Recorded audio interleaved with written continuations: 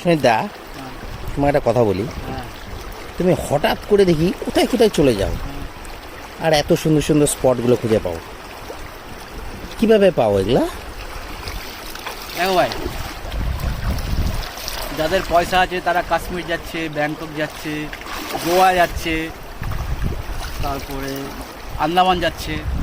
আমার কাছে পয়সাও নেই, সময়ও নেই, তার জন্য বাড়ির কাছে এরকম রকম জায়গা খুঁজে বের করে এটাই আনন্দ করি।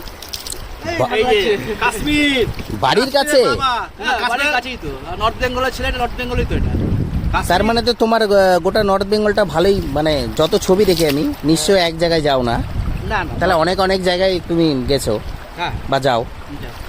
নর্থ বেঙ্গলে এরকম অনেক স্পট আছে যেগুলো মানুষ সাধারণত যায় না, সেই সমস্ত স্পটগুলো আমি খুব ভালো মতো জানি আর চিনি।